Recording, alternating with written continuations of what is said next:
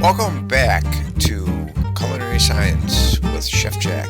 It's hard to believe this is our fifth and final module. So first we're going to review some of the flavors. And I'm going to kind of cover the McGee book a little bit more in this first part. And again, I don't think there's really anything on the quiz from the McGee book, but I just wanted to really show you how intense McGee gets into things, and so that for future reference, if you want to explore something or need to figure out where to go for a reference, his material is really great. But first, we'll just talk a little bit about browning and how it modifies or intensifies flavors. So, if you think about when you brown something, it kind of goes from like pie crust. Pie crust is kind of doughy, maybe smells a little bit like flour or butter, but then once you bake it, it totally turns into a completely different substance, and you just got aromas, flavors, texture. And same with making beer. As when you make beer, over time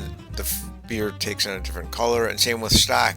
Stock is kind of just basically water, and then as it cooks for 6, 10, 12, 24 hours, it takes on it and it gets brown. Same with balsamic vinegar. Again, that's typically real balsamic vinegar is aged for 3 to 7 years or more. Some of the industrialized vinegar made in just a matter of weeks, and it's more, the color is added, it's not just a natural. Go over some of the main points about caramelization and the Maillard reaction. Again, you've got the different temperatures, and then from caramelization you get sweet, sour, bitter, fruity, sherry-like, butterscotch, caramel, nutty. From the Maillard reaction you get savory, floral, onions, green vegetables, chocolate, potato, and some caramelization flavors. So there's a little overlap, more savory notes. Caramelization is more sweet. On the McGee book, 270, 273, talks about flavor, salt, sugars, acids, amino acids, and your bitter. Amino acids would be your umami. Part of flavor, we don't always think of it, is touch. How something touches within your mouth. Is it astringent, puckery? The tannins from wines and other foods can start to affect the flavor, taste. Irritations, sometimes we don't think about, but spices, garlic, and onions are irritants in some ways, and we'll talk about that in a little bit, a couple slides from now. Again, we've talked about the aroma, the olfactory that's up in your nose that senses all the different smells. We talked a little bit about fermentation and pickling. What are some fermented foods? So, I listed just a couple here: soy sauce, yogurt, pickles, kombucha, kefir, buttermilk, sauerkraut, cheeses. A lot of foods, miso. There's a lot of foods that we eat, especially in other countries, that are fermented, and then they give you probiotics naturally, throughout your dinner, like kimchi. Koreans eat that throughout the day. And actually, that's really rich in probiotics. Talked a little bit about some of the classic mixtures of herbs and spices.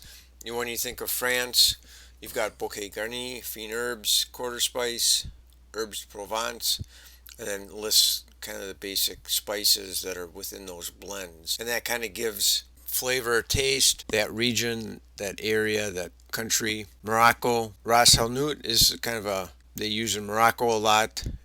It's similar to a curry, a little bit different spices. It can have 20 or more different spices in it.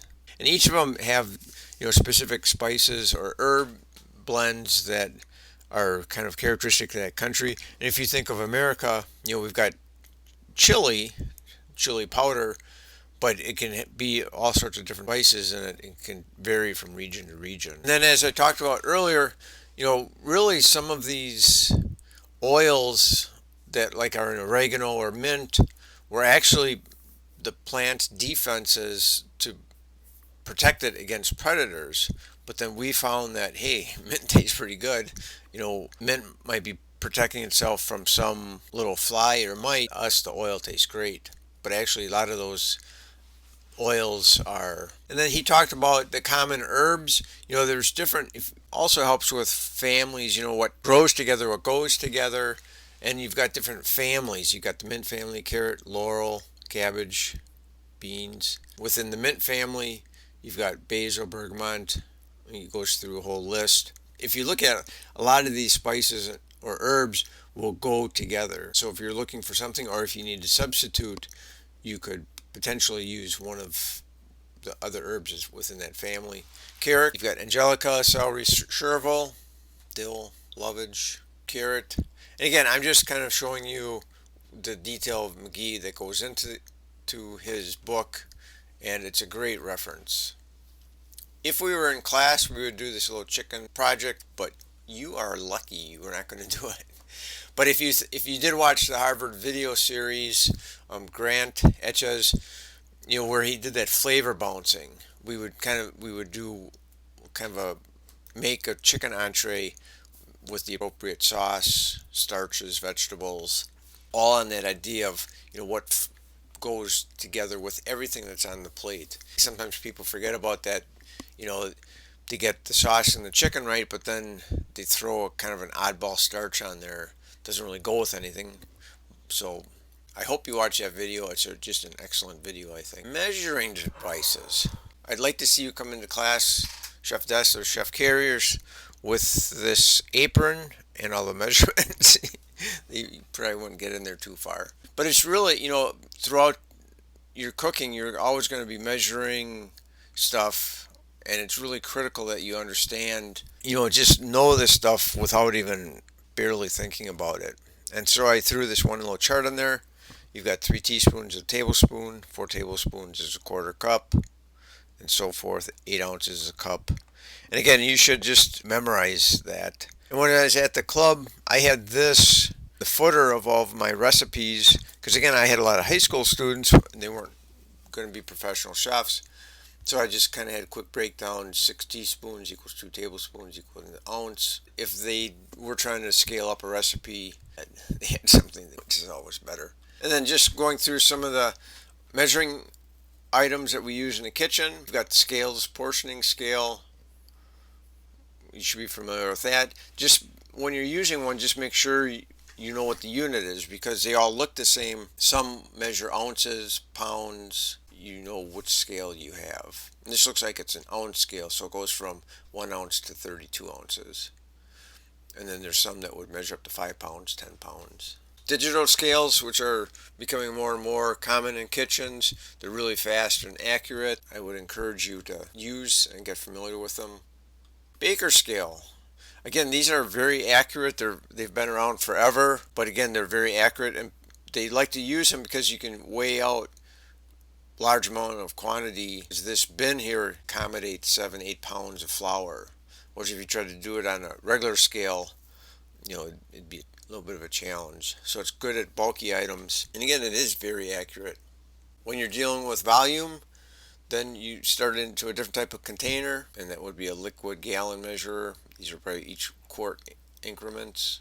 Teaspoons, especially when baking, either do it by weight or by volume. Most bake shops would do everything by weight. It's just much more accurate. Ladles, use ladles all the time. Scoops, see, that's what I do for my free time. I create those little icons. You've got the scoop, and each scoop has a little number on it, and it's how many scoops go into a quart. So a number 32 scoop would be how many ounces? Correct, 1 ounce. A 16 scoop would be how many ounces? Correct, hopefully 2 ounces. So it's just a quick way to figure out how many ounces are in a scoop, and then it's how many scoops are in. And then here's just kind of a nice little table. Again, you could easily print this off from this PowerPoint. Meat thermometers and instant read thermometers. Like a roasting thermometer like this would just go into the roast and stay in there for the entirety of the roasting period. Pocket thermometer, we call them. You just carry that and just insert it, and it usually within a couple seconds will come up to the correct temperature. These are laser. The only thing to remember about the lasers, they just take the temperature of the surface. They don't take an internal temperature. Be mindful of that. You're not getting. Then we talk about the 2 types of measurement. So you've got ingredient measurement and portion measurement.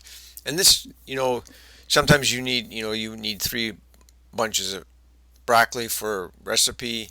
Portion measurement would be, if you think of a hotel pan, you need to get 40 portions out of each hotel pan. look at things, either you count the thing individually or you get more of a portion measurement for portion control. And it's really easy when you do that. If you're doing a party of 200 and you know you've got 40 portions in each hotel pan, you better have 5 hotel pans of rice, if not a little bit extra for oops factor. Weight measures how heavy an item is.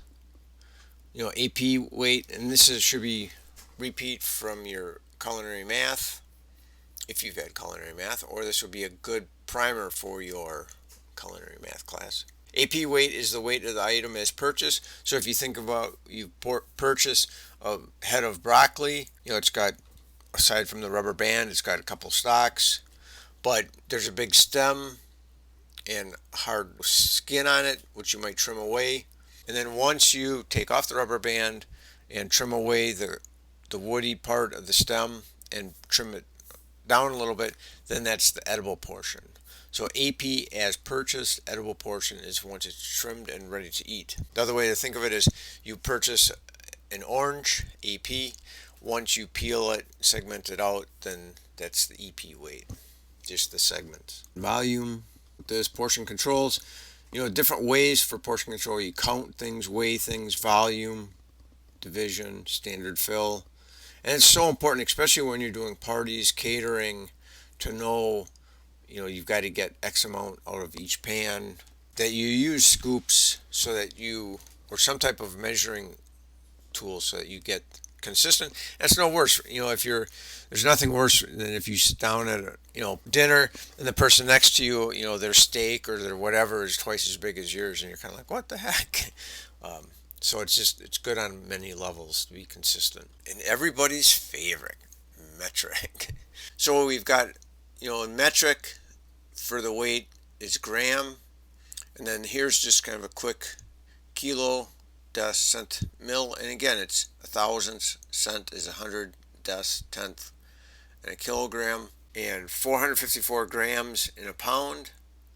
So you've got liter, so that's metric and volume.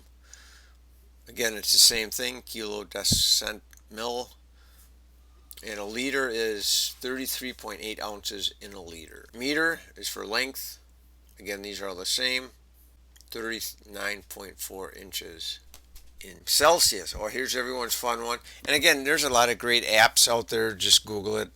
Get on your smartphone, convert Fahrenheit to Celsius, Celsius to Fahrenheit. But in general, when you go Fahrenheit to Celsius, minus 32 degrees, and then times it by 5/9. Conversely, when you go to Celsius to Fahrenheit, you times it by 9/5 and then add 32 degrees. Do this in my head. 9/5 times 100 gets you 180, plus 32 gets you 212. So that's boiling point from Celsius to Fahrenheit. Again, a little color chart, you could print it off. Again, this is much better than trying to come into the lab with an apron. Talked about graduated cylinders. In a food science, they're much more precise about liquids measurement, any type of measurement, and they would use these instead of, this might, just guessing, it might be a cup, and they want to know milliliter how much liquid they're adding. Especially like the big test kitchens, they might take a recipe and scale it up from 100 to 1,000, so they have to be much more accurate when they measure out items. And this is the meniscus, and that's, if you remember from chemistry lab, the water or liquid isn't straight across, it kind of dips down, and you measure it at this bottom trough. Hopefully these videos have helped, and the whole class is giving you a little different outlook on cooking, the science of it, and it can help you avoid mistakes or recover from a mistake. With that,